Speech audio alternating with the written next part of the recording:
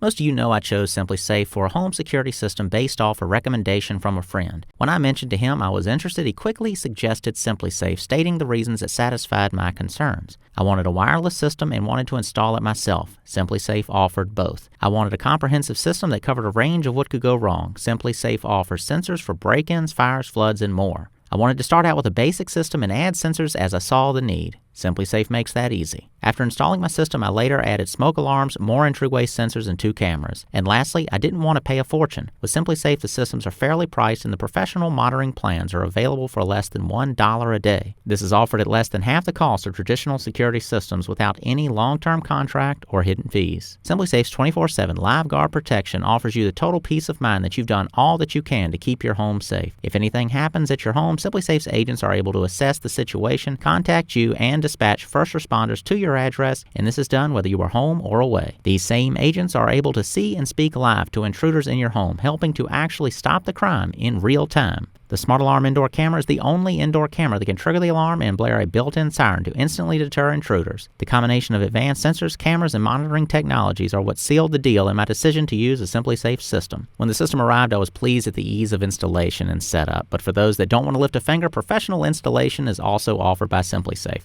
With all the coming and going of this holiday season, consider making SimpliSafe part of your home. Right now, you can save up to 50% on your new SimpliSafe system when you sign up for the Fast Protect monitoring and get your first month free. Visit SimpliSafe.com/homemadehome to customize yours.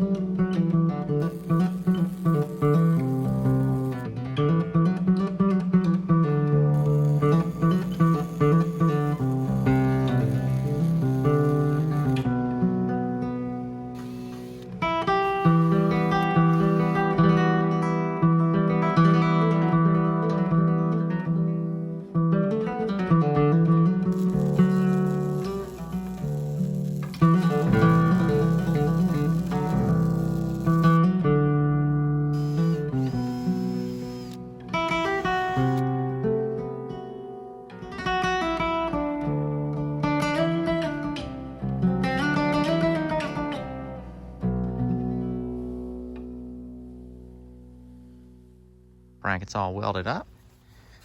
Not the most beautiful thing in the world, but looks decent. So just a lot of area that was able to be welded.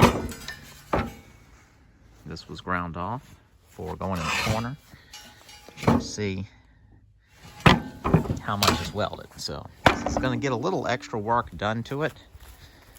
So it's going right there in that corner. There's going to be a 3-inch piece that comes off the side underneath here, and a 2-inch piece that runs under this joist here, because this temporary brace will come off. All that's going to get ran in with these style fasteners. I believe they're grade 5, so they're higher grade than your regular lag bolts. They're very nice. You don't spin the heads off these like you would lag bolts. Lag bolts are basically worthless compared to these, I think. These are a really good modern thing that has come around. So there'll be additional bracing that goes in here, but I mainly wanted to get those in before the weight of the roof, the sheathing, and the metal goes on, because this is basically hanging on bolts, not so that center 2x10 is notched into this pole. So that's bearing the weight directly into the pole to the foundation, whereas these I didn't want to notch into my pole because it is the pole that the whole header, or whatever you want to call that, the truss goes into. So I didn't want to give it any point that it could break. I'm fine with just bolts running into it, but I didn't want to notch into it just because it's such a critical, this pole and that pole over there. So carry on.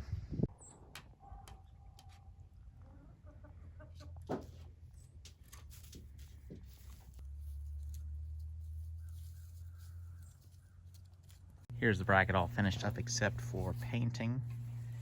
So I added this 3-inch piece of angle iron, ended up trimming it, and then this 2-inch piece of angle iron. So this will go into that corner like this.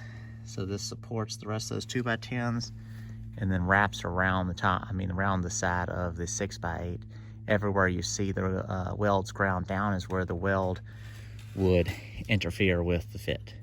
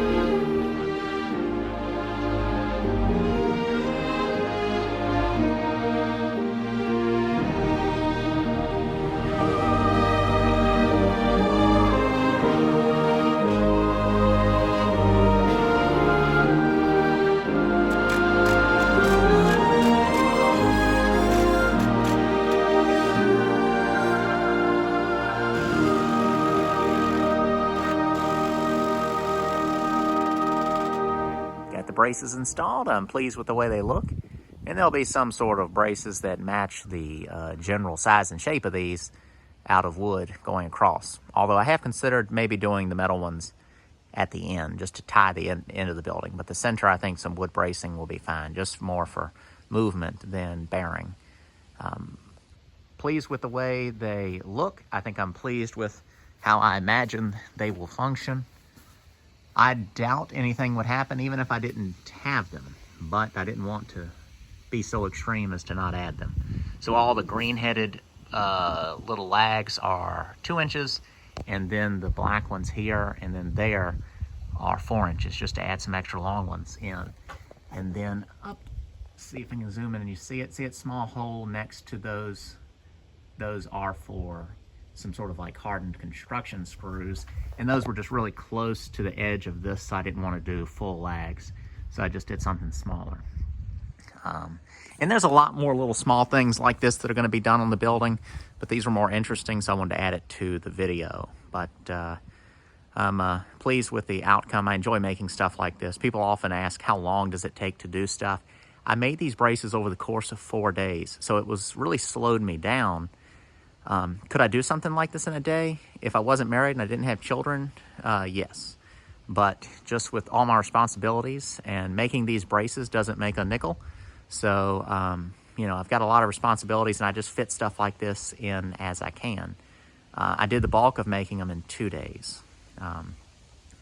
But it affected 4 days. I think that's going to wrap it up for this video. I'm going to do the roof in the next video. So that will be the sheathing, underlayment, and metal. So I thought all that was significant enough time-wise to where I would put that in a separate video, because I was thinking I was just going to go ahead and put the decking on in this video. But I've already done a decent amount. That would be the poplar siding on the sidewalls here, adding in an additional 2x10, so each one of these are tripled up now. I could add another one if I wanted to, and then doing that bracing there. So the additional bracing, there'll be bracing there, and then between the posts this way, just to really lock this in. Some other bracing that I'm thinking I may end up doing that would give me some peace of mind is from the truss there, the one on this side, that's 30 feet. I'm thinking about from basically where the bottom of this brace is coming up and doing some metal bracing there. So that would stiffen up the building a little bit, but then it would also give a little extra support to the truss. I'm not completely scared of it, but it's a 30-foot span on a homemade truss. I'm not, don't doubt my welding and ability to kind of like design it, but it's just for that added assurance. Just over time, you never know what's going to happen. The other thing I would like to do is maybe put some sort of sliding doors on this so that have the additional weight of the doors, which isn't a lot, but it's something else that would maybe take some wind and could pull on it. So just thinking about all those types of things. I have bracing on the inside, so that's an example. And doing stuff like this really stiffens things up. Putting in braces like that. When I built that wall on the behind the sawmill and put the boards on there, that really stiffened up that part of the building. I'm going to come in here and put a brace going from here down to this pole. This, once all the sheathing goes on the side of this part of the building, that's going to really stiffen up this part. And then I may end up doing some sort of bracing coming off the truss up to some of these. I'm not sure yet. I could also get up inside of the roof and put some pieces coming down. Basically, any kind of webbing it all together is going to make stuff significantly stronger. Well, that's going to wrap it up for this video. Appreciate you all watching. In the next video, I'll be getting that roof done, as well as returning to the $9,000 house project very soon. So be looking out for those. My goal is to start posting 2 or 3 videos per month, but I'm also going to be posting some more videos on the Homestead Craftsman channel, so I'll kind of, you know, that will vary how many videos and how many it is between those 2 channels. But I would at least like to do 2 videos a month here on Homemade Home, and then be adding videos to the Homestead Craftsman as well. And if you're not familiar with that channel, that's woodworking projects, metal stuff, really stuff like this particular project having to do with the sawmill, more milling videos, cutting down trees, furniture projects.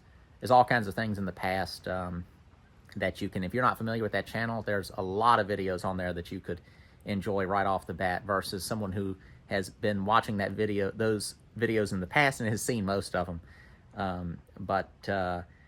Thank you to SimpliSafe for sponsoring the video. You can see there a link to their site down in the comments below, as well as other links I'll have posted down there, such as my ebook on how to buy cheap houses, and I might even pop in some of my furniture plan videos for y'all that are looking to build some of your own furniture, like a dining room table, for example. So I think that's pretty much it. Appreciate y'all watching. I'll see you next time.